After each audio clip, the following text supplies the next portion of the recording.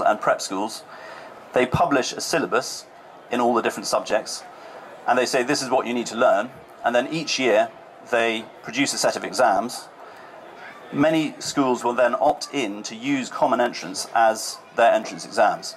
So it was a way, 100 years ago, every school would set its own exams, and any child would have to learn for a different set of exams for all those different schools. So this was a way of trying to formalise that, so there's just one clear syllabus that most schools used. There are, however, as I'll come on to say in a minute, exceptions to schools that use Common Entrance. But just sticking with Common Entrance, so in that very narrow term of the syllabus and the exams set by the Independent Schools Examinations Board, they publish a syllabus for 11 plus in English, Maths and Science. And they set exams in those each year. And those exams are used by many of the very prestigious girls' boarding schools. For example, Benenden, Downhouse, Wickham Abbey, just to name a few. At 13 plus, many more subjects are involved. And there's a published syllabus, and you can look all this up on the website. This is available to parents as well. And the syllabus is published in English, Maths, Science is broken down into biology, chemistry, physics. There's French, Latin, which for many schools is an optional subject. Some schools, however, will stipulate they want Latin. History, geography, RE. They also set papers in German and Spanish, and increasingly modern languages are becoming... There's less of a requirement for French, and there are more options for modern languages these days. So it's a much wider exam. It's used predominantly by the boys' schools and by both day and boarding schools. So a few examples would be Eton, St Paul's Boys, Westminster, all use Common Entrance as their entrance exams. It's also used by many of the co-educational boarding schools, the big co-educational schools, for example, Bryanston, King's Canterbury, Marlborough. But it's also used by girls' schools who take girls at 11, may also take a second wave of girls at the age of 13, and many of those, again, will opt in to use Common Entrance as their entrance exams. One significant feature about Common Entrance is that you can only apply to one school. So there has to be a way of sorting out which school that's going to be. And again, I'll explain all about that in a minute. So that's the very sort of narrow definition of Common Entrance. However, confusingly, Common Entrance is often used to just mean prep school or senior school entrance exams in general. And that can cause some confusion, which I hope we're beginning to clear up. So schools that set exams that are not, strictly speaking, Common Entrance, because they're not set by the Independent Schools Examinations Board, I can see you're going with me on this one, are, for example, the Girls' London Day Schools. They set their own exams. They organise themselves into two consortia, but that's not done by the ISCB. St Paul's Girls' School does its own thing. Many schools that are 11 to 18 schools, particularly those where I was talking about grammar schools that have become independent, still set their own papers at 11 and at 13. And there's some examples up there: City of London, Latimer, Dulwich, Allaines. So they don't use Common Entrance, but they do set their own exams. And those are not qualifying exams like Common Entrance is, they are competitive exams like the 11 plus exams. And then there's a school like Winchester which does completely its own thing because it says it's looking for something completely different and doesn't do the same as anyone else at all. Good. Well, I can see most people dozing off, so it's time to re-engage the 13-year-olds and under. So a bit more advice about what to do when you're transferring to your senior school. First thing I'd say is make friends at every opportunity. Very important to make friends at every opportunity. You will make some of the best friends you've ever made at your senior school between the ages of 11 and 18. They will become the sort of godchildren to your children, if that's your thing. They will be people that you keep in touch with when you're old and grey and fat and ugly like I am. And you'll still be in touch with them. So take every opportunity to make friends. Second thing I'd say is you were born with a natural sense of inquiry and foster that. Never stop asking why. I know parents of young children might not thank me for that one right now, but never stop asking why. Why are things the way they are? Always take every opportunity to investigate things that look interesting. So take every opportunity to foster that sense of inquiry. And the third thing is you were born with a creative spirit as well. So take every opportunity to foster that creative spirit as well. School is not all about exams, it's also about your artistic spirit as well. So do take every opportunity to foster that. That's very important as well. Good. Okay, well, let's get back to the parental stuff. Here we go. This, I think, is possibly the most useful slide if you're new to the whole thing and wondering where you should be and what you should be doing. So this is a quick slide to say, what's the timing of the whole thing and what should you be doing when. And very roughly, this is what I say to my parents at Thomas's Battersea. When your child is in year 3, so when they are 7 turning 8, begin the debate. There are 2 big questions to tackle, and if you can tackle these, it makes the whole of the rest of the choice much more straightforward. Do you have a preference for boarding or day school? And do you have strong feelings about coeducational or single-sex schools? If you can pin those 2 down, then your choice of actual individual school becomes much more easy to make, because that sort of defines the field very quickly. In a way, that in itself will probably decide whether you go down the 11 plus or the 13 plus route. And then there are other considerations like how important is location to you? Are you one of those parents who say, I will put my child in the right school wherever it is? Or is it important to be able to get there quickly so you can watch matches, listen to concerts, attend parents' evenings and so on? And if you've got more than one child, are you trying to find a school that is going to be the right school for all of them? Or are you looking for the right school for each child? I was appointed headmaster at the age of 26, and by my parents, I hasten to add. It wasn't entirely on merit. But I used to say, you must choose each school for each child. You've got to get it right. All your children are different, and you must choose the right school for the right child. I'm now the father of 3, and they are all going to go to the same school because I'm not going to have different half-terms, holidays, and school journeys. So there we go. So I'll leave you to work out where you stand on that one. So that's year 3. Start the debate. It's a fantastic. If you can't think of anything else to talk about, dinner parties, it always goes down well. There's lots of opinions about what to do when. So start the debate in year 3. When your child is in year 4, age 8 to 9, you need to do what you're doing now, continue the research, and start registering in schools. Now, the thing about registration is important, because some schools have deadlines which close, and you cannot register after they've closed.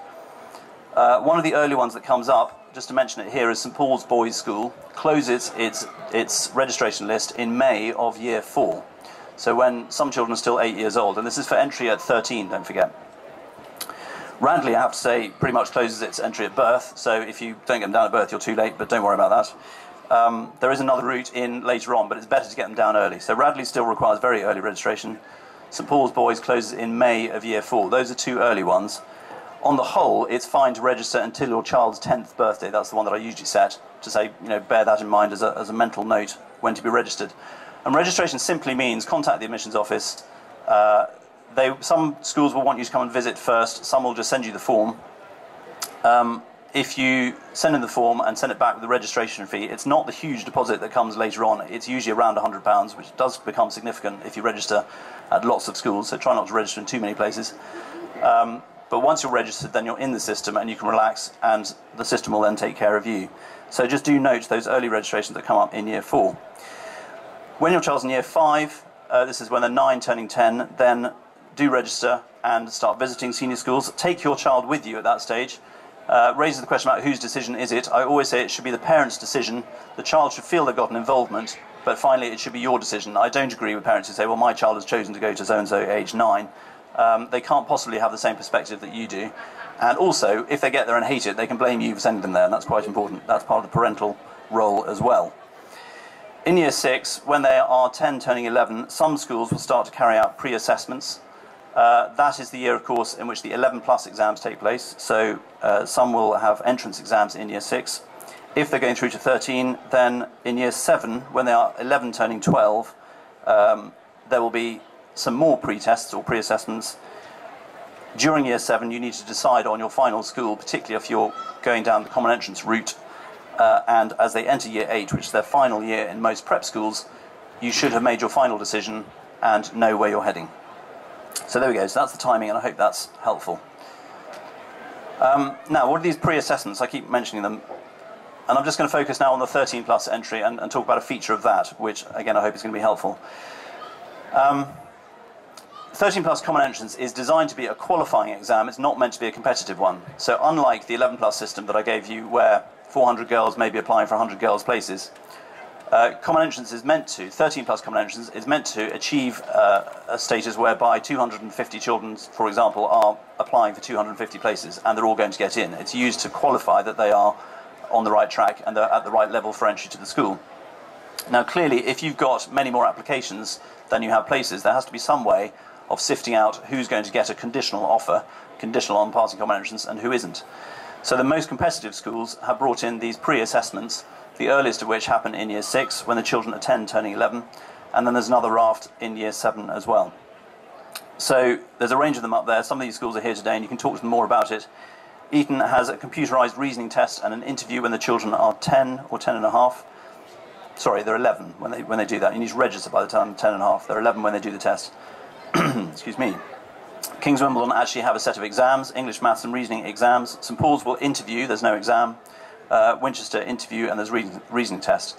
So there's various ways of sifting down the field, which may be very big. This is 3 years out from common entrance.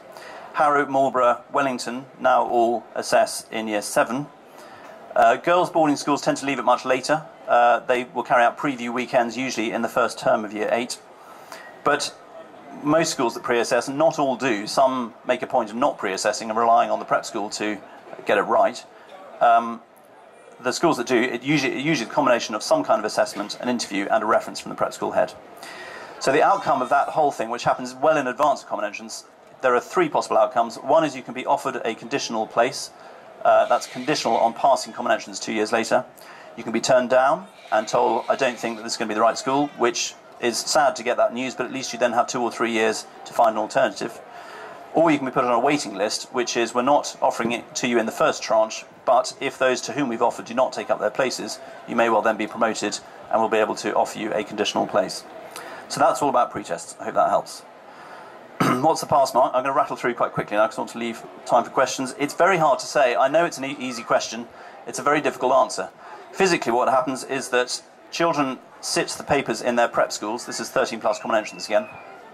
We send those papers to the senior schools. The senior schools mark them, usually on a different mark scheme in each senior school, and then send us back grades. So it's very hard to have a very precise idea of what exactly the pass mark is. You will hear pass marks bandied around at 55%, 60%, 70%. I should say to those who are educated in the US, 70% is a good mark. Lots of my American parents are used to being their children being given the scores in the 90s all the time, and they panic when the head of history gives them 45% in history. But if the average is 33, then 45 is a good mark. So the most competitive schools in England will set 70% as a pass mark at common entrance, so do bear that in mind as well. Lots of discussion about is it a minimum or an average. It's left wonderfully unclear, to be honest, and it's not as precise. So your prep school head or your primary school head teacher should be able to advise you. As a very broad rule of thumb, taking Thomas's Battersea for example, what I say to my parents is if your child is consistently in the top third of the year with us, then they will be comfortably able to achieve 70% or more at common entrance. Our weakest children will just about clear 50%. And I have a feel for that, for my own school, my own cohort. Your prep school heads will be able to advise you, and your primary school head teacher should also be able to give you an indication. My strong advice, and then this is an important bit as well, is to aim for the middle of the next school. You have an opportunity to place your child in an academic range in which they're going to feel comfortable during their teenage years. I advise strongly against trying to crank your child up, particularly through tutoring, which is a whole different subject, and I know there are many tutoring companies here today, but cranking your child up to a certain level and then slotting them in at the bottom end of a very academic school. If that child then spends the next 5 years in a highly academic school in bottom sets, they will come out feeling that they're not intelligent. They may be in the top 0.2% of the country, but they will come out feeling that they're not very clever. The same child could go to a school which has equally bright children at the top end, but a wider intake, would feel much more comfortable in a different school and will come out feeling successful and will also spend much more time developing their other skills in art and drama and music and so on. So there's a real opportunity here as parents to get that placing right, and I would strongly advise you not to be over-ambitious with that choice. There is an exception to that, which is if you have a very bright, lazy boy, then drop him in at the bottom end and tell him to get on with it. So there we go. What happens if they fail? They shouldn't do. There is an enormous amount of communication between prep schools and senior schools. In our school we have 3 full sets of mock exams, so there's lots of feedback to parents at each stage. These are in the 2 years leading up to common entrance. We've got a very clear idea about whether or not they're on track. There's a lot of communication between the prep schools and the senior schools and between prep schools and parents. It's the prep head's role to be very open with the parents and with the senior schools, and to make sure we're all singing from the same hymn sheet. The only time one might get failures is when if we really have concerns about whether or not a child will get in, senior schools will take a lot of time to assess whether or not the child should go forward. They may look at papers that you can submit, or they may even carry out their own pre-common entrance tests in advance of that final test. And they may, on the back of that, say, we advise you not to pursue it. Some parents don't take that advice, and lo and behold, the child then fails common entrance, which is not a pleasant thing to do, because the whole system is designed to avoid failure. It can become competitive at the margin if parents don't make final decisions early enough. We're always trying to reach a situation where, as I say, the right number of applicants are applying for the same number of places. But if parents are holding 2 or 3 places, then it can appear to the registrars that they have more children coming than they think. So again, we have a responsibility to make early decisions. Right, that was all quite heavy going. Back to the children. A bit more advice about senior schools. Take every opportunity to maintain your sense of adventure. Again, children have a fantastic sense of adventure. There will be many opportunities at senior school. There'll be some fantastic trips. There will be sports tours. There'll be outward bound. There'll be things like the CCF. So if you've got a sense of adventure, then foster it and go with it. Fantastic. And the other thing is, don't be afraid to push yourself beyond your comfort zone. There are many challenges, many opportunities available at senior school. Do take them. Always go that little bit further. It might feel frightening at the time, but you'll feel so much better when you have succeeded. Lots of discussion about food. You'll hear endlessly about food. Very important at boarding schools, where parents don't have that control over what you're eating. There is a direct connection between what you eat and how you do at school. So do maintain a healthy, balanced diet. That's very important. And also on food, avoid junk food at all times. That's not good at all. Okay, we're coming up to the final couple of slides, and I'm going over time. Scholarship. I just want to touch on scholarship. Academic scholarship is separate to the exams that I've described. Most senior schools will set their own academic scholarships. If you have a very bright child, your child should be identified early on and sort of put forward for those exams. But there's been a big change on scholarships. Scholarships used to be a way of senior schools buying in talent, very bright children, and they would offer very largely discounted fees. What's happened over the last few years is that the amount of money attached to academic scholarships has reduced down to, in some schools, £60 a year, and that money now goes into bursaries, which simply mean that the children need to meet the same entrance criteria as any other child, but there is a means-tested way of reducing the fees. So there's a difference between scholarships and bursaries. Scholarships is about academic or extracurricular talent, but now no longer, in many cases, carries a financial reward. Bursaries usually mean you need to pass the same entrance criteria as anyone else, but on a means-tested basis, there is significant help available with fees. So do always ask about that. And the independent schools are really keen to award, where they are wealthy enough and able to do it, they're very keen to make those bursaries. So never be afraid to raise that conversation. It's one that most senior schools will want to have with you. I'm going to press on. There are other types of scholarship other than academic ones. Art, drama, music, sports. These are different in every school. Can depend entirely on the legacies that have been left by former pupils. If you think your child has a particular talent, do flag that quite early with your senior school. There's some examples there. Music, many schools are looking for 2 instruments at quite a high level. It's not so much about what grades they're taking, but it's about being particularly musical. Sports very often is performance at county or even international level. There are some really obscure scholarships. I'll put lawyers up there. Charterhouse has an award specifically for the children of lawyers. So if you're a lawyer and you want to go to Charterhouse, then don't forget to ask about that one. So there we go. But don't be afraid to look in the small print. If you know your child has a particular talent, a particular skill, do raise that at an early stage. So there we go. We're almost on to the final slide. What should you do next? Well, do what you're already doing, and well done for being here. Start your research. You've clearly begun that already. Look into prospectuses and websites.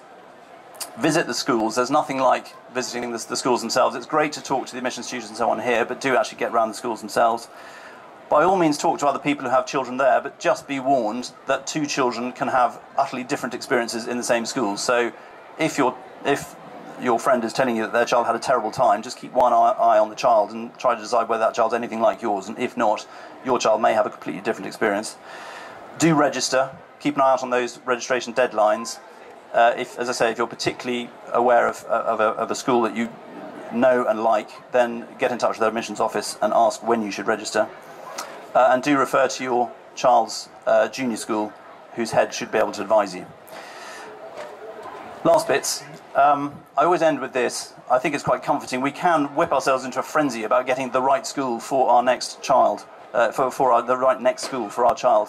It's as if there's only one school out there that's going to be the right one. And actually represented under one roof today are some phenomenal schools, all of which will give your child a wonderful education. So we're looking for a best fit. It's not a search for the Holy Grail. I liken it to the search for a husband. You know, when you were young and impressionable, you would have thought there was only one man out there that would have been the right one.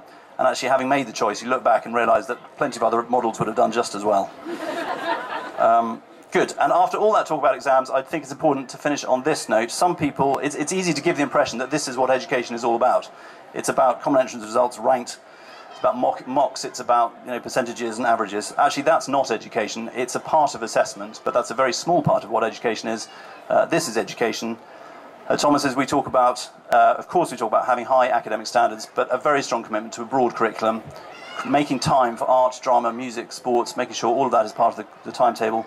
Our most important school rule is being kind. This is also about creating good human beings. We talk a lot about values, about creating people who are going to be kind, courteous, have a sense of humility, have a sense of social responsibility, want to give back to society. It's not just cramming children through exams. It's about trying to make decent human beings who are going to contribute to society. So education shouldn't feel like that. It should feel like that. That's a sunset. Sorry, that's a sunrise, by the way, not a sunset. This is about lights coming on, inspiring children, giving them horizons that are going to take them through their lives. And I'll finish with Socrates, who had it right 2,500 years ago. He said, education is the kindling of a flame, not the filling of a vessel. We're not trying to stuff your children full of knowledge. We're trying to set them on a path where they will continue learning and to inspire them in the future. I've gone over time. I'm very happy to stick around for questions if I'm allowed to. But thank you very much for listening quite so patiently. Thank you. Thank you very much. Now the very important part is opening it to the floor, questions and answers, and then I'll come back with the mic. While I'm walking back, I would say in terms of scholarships, if your child has a musical talent, the best investment is perhaps extra music lessons, because there are very generous music scholarships around at quite a few schools.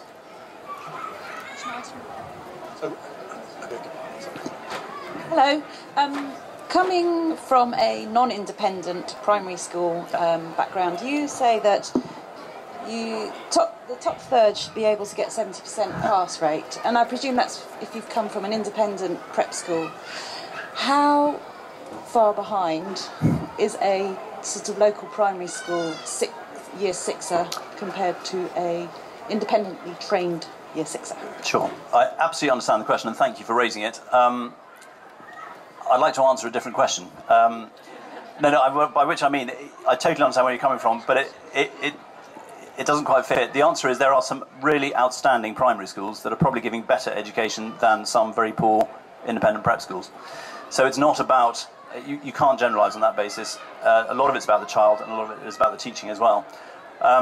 One thing I didn't say, which you've given me the opportunity to say, is that most senior schools, I've talked a lot about common entrance, most senior schools will also offer a set of entrance tests that are not common entrance, specifically for children who've not been prepared in the independent sector. So again, do ask the senior schools once you're contacting them about that, and many of them will have an alternative to common entrance if they are aware that your child hasn't been prepared for that. A very small number of senior schools insist that your child does take common entrance, and for that I would say that if I were to get an application from a child coming from primary school, and we often do, I would want them to be in the system no later than the beginning of year 6. The trouble, we do have an intake at the beginning of year 7. The difficulty with that is, if parents have been aware of all this and they've registered and they're in the system, that's terrific. If they start at the beginning of year 7 without having done any of the pre-tests, they've often missed a lot of the options that would have been open to them. And from the child's point of view, it would be preferable to have 3 years in the independent sector rather than 2 as preparation for going forward. But I didn't really answer your question because I wouldn't deign to pretend that the independent sector is vastly superior to the maintained sector. I've met some outstanding primary school head teachers who are running very, very impressive schools, and I have no doubt their children are making every bit as much progress as mine are. There we go. Thank you. Another question from the floor. Hi, can I just ask about tutoring for the common entrance? The T word, yes. Yeah. My impression at my son's prep school is that quite a lot of the boys are being tutored, but nobody really talks about it. But I'm a bit concerned about the pass rates and whether my son's can have a level playing field if he's not tutored. Sure. Yeah. It's a really difficult one. It is impossible to argue that a child who receives one-to-one tuition will not do better than a child who doesn't, because they will. So tutoring absolutely helps, without doubt. The kind of tutoring that worries me most is the kind that you've just described, which is where parents start to feel anxious because they think everyone else is doing it, and that becomes the reason for doing it with their own child. And therefore it's not targeted, it's not focused on any particular area, it's just tutoring because everyone else is doing it. It's expensive, it takes a lot of the child's time when they should be. They get enough homework from us, so I don't worry about the extra time they spend on Saturdays when they should be out kicking footballs around or playing hockey or whatever. However, if the best kind of tutoring is where the school itself, the prep school, or the primary school has said, look, your child just doesn't get fractions, we're not going to be going over it again for another year or so, I would really appreciate it if we could get some additional help outside school. If it's been done in conjunction with the junior school, it can be fantastic, it can be very effective. I talk about maths because it's often maths related. There's often an issue of confidence in maths, which can be overcome on a one-to-one basis. Where it becomes a problem, again, is if the child becomes reliant on the tutor, and we have had in school, I don't have to do my homework today because I'm working with my tutor tonight. And there's no, actually, look, we really need you to do your homework because that's what should come first. So if it's suggested by the junior school, if it's done in conjunction in an open, transparent way, it can be incredibly beneficial, and I can't argue against that. I worry that there's far too many children being given far too much tuition without a good enough reason. All right. Thank you. Another question from the floor. Thank you. So there's entrance at age 11 and age 13. Yep. Is there any fundamental difference for the child between starting, if you're choosing to start either age 11 or 13, or is it just a case of, the sooner you start, the better? It's a good question. I've made it sound like a choice between 11 and 13. To be honest, the 11 or 13 decision falls out of where do I want my child to go next. You've got to make the senior school decision first, and then the 11 or 13 question will become apparent. I have girls staying through to 13 in my prep school, but on the whole, almost all of them are going to go to boarding school at 13. If I have a girl who wants to go on to the London day schools, then we say you really ought to start at the age of 11, because that's when everyone else is starting. And it's quite hard as a girl to join a year group of 120 girls if you're one of 3 or 4 joining that year. I do feel that the girls who do stay with me in year 7 and 8 get this feeling of being at the top end of the school. They get the biggest parts in the play, they become school prefects, they start to be sports captains and so on. They are treated like the big children. If they're in an 11 to 18 school, they are the youngest in a 7-year gap, and they feel terribly, terribly tiny compared to the big sixth formers who are looming over them. So if it works, I think, and I suppose I'm bound to say this because I run a 13 plus prep school, there is a tremendous advantage in staying through to 13, but I wouldn't advise it if your school choice has dictated that most children are starting at the age of 11. I hope that makes sense. Good. If I might, I just add to that, in my view, 5 years in any one school at the top end is the optimum.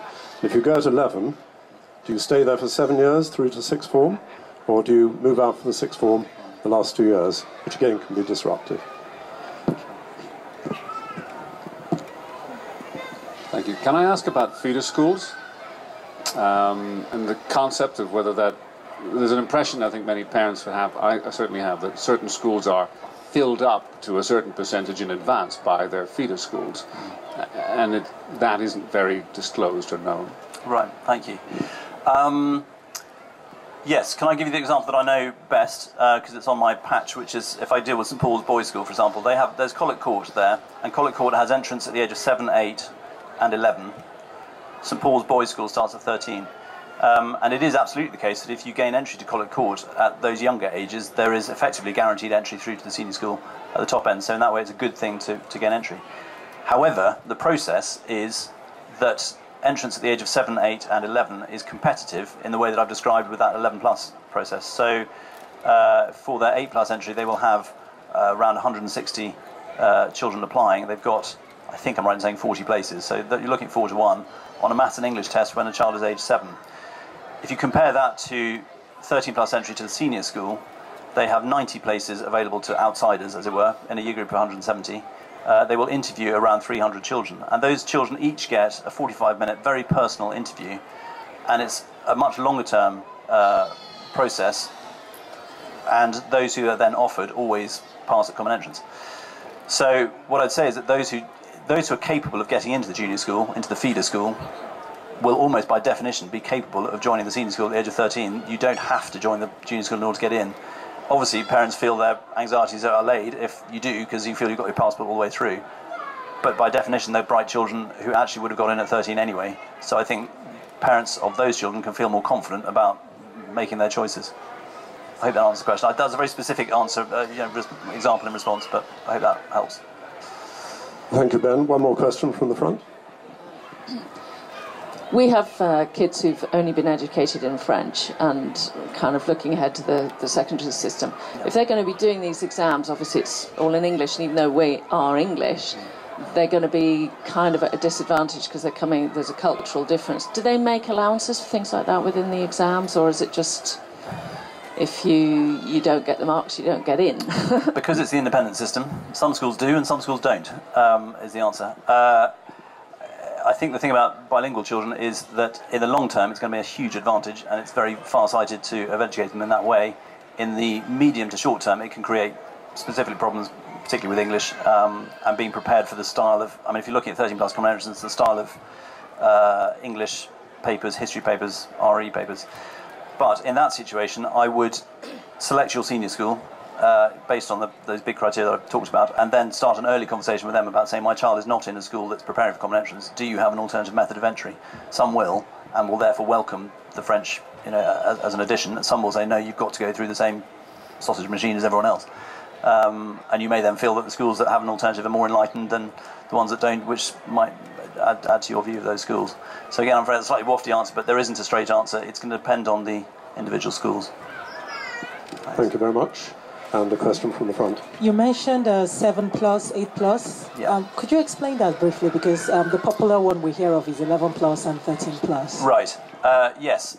11 and 13 I've talked about as entrance to senior schools. So I've been talking about these senior schools all the time. There are, the question, it was prompted by the question about feeder schools. A number of these senior schools have their own prep schools attached, and entrance to those prep schools is usually at the age of 7, 8, in some cases at the age of 4.